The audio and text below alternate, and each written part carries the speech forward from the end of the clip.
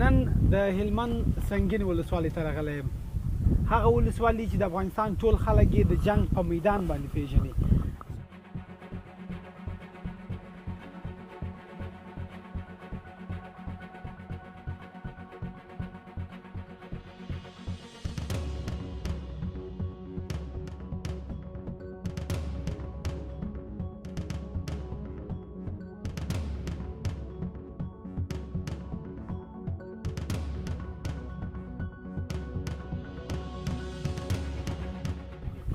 زموږ سره د سنګین ولسوالۍ اوسنی ولسوال ترڅنګ ولاړ دی. له ده سره به د دې ولسوالۍ په اړه خبرې وکړو. ولسوال صاحب، که په لومړي وایاست د سنګین ولسوالۍ په جنګ کې ډېر تلفات چاته واوښته؟ سنګین ولسوالۍ کې ډېر تلفات چې د هغه ملکي خلکو ته اوښتی دي. خلک ډېر سخت خوشتوي دي. دوی خپل کمالات بیا کوله، یا محمد کلتور راتله، موږ دوی سره جنګ کوئ. بیا به دوی تیارې وغوښتلې چې موږ به جنګ ورسره وکړو. د هغه منطقې شاوخوا کورونه وایي، که درختې وایي، که ولې وایي، ټول به دوی ویشتلې. په تیارو یې ځان ویشتل، په غټو غټو اوانو یې ځای نه ویشتل. ولسوال صاحب، تاسو د څه څخه ډېرې استفاده کوله چې بریالي واست؟ موږ د مین څخه ډېر استفاده کوله، د مین د کار څخه. دوی ټوله کارونه موږ د مین په مین باندې موږ دوی د ځای څخه ګرځولي.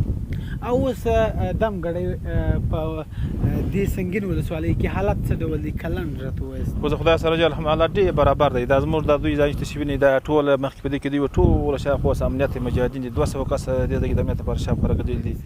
آباد شئ. لیدونکو، موږ ځو د سنګین ولسوالۍ بازار او نورو سیمو کې ګرځو. موږ اوله شپه موږ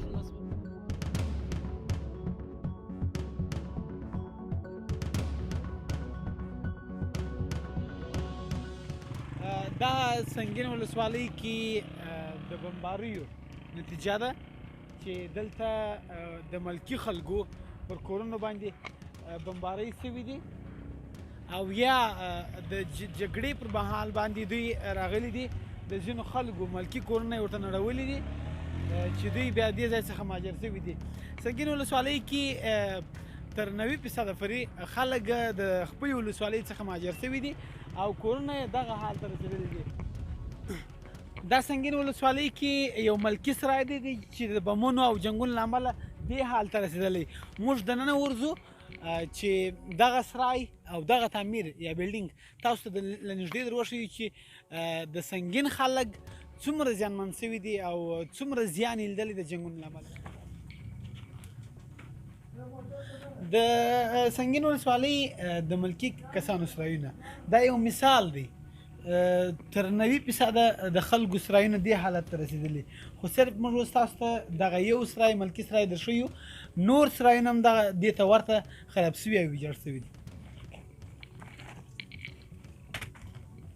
له دې ځای څخه دغه لاندې کښتونه که وینئ، هغه مخامخ یو لوی باغ دی د انارو. دلته نږدې یو لوی باغ دی د انارو. هغه طرف ته 4-5 نور لوی لوی باغونه دي د انارو چې دا د جنګ له امله، د ډیرو بمباریو له امله او د ډیر بد حالت له امله خلکو نه سوه کولی، کروندګرو نه سوه کولی چې خپل باغونو ته راسي او پر وخت باندې اوبه کړي. دورې چې څه سرایونه معلومیږي خراب شوي دي د بمباریو له امله یا د جنګ له امله. دغه کوم سرای باندې چې موږ ولاړ یو دا تعمیر دی، پر دې باندې هم بمبارۍ شوي دي او ټول ویجاړ شوی دی.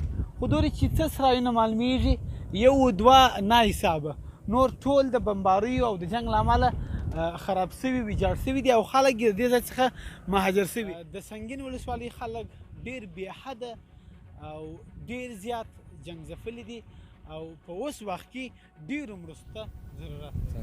دا قدر لږ کومې یشیه ده په 20 کاله په 30 کاله باندې، یعنې دا باره وصول ته سمه شوې ده. پر وصول راغلې په 80,000 په 90,000 ما په اجاره ورکول 1.5 درختې په حساب مې ور حسابلې، باره مې پر اجاره کړې ده. په 80,000 په 80,000 پر فصل باندې د خرڅلاو پر خرڅول به مې هغه یې زمبر کړې ده. سرای مې دغه دی چې هغه بدنې څخه دغسې تر هغه پایه پورې دا بدنه یې راچپه کړې. هغه بدنه د په ویشتن کې چپه شوې ده، خوا د چپه شوې ده. هغه خونه مې نیم بیرته پوښلې ده او دغه سرای نه راوړې خونې ما نه ده خورې. دغه نیمه خونه اوس ما پوښلې ده دغه جوالونه نړېدلي دي، دا خوا جوالونه ګرده د نخرې نخرې دي او دغه بدنه سر تر پایه نړولې ده.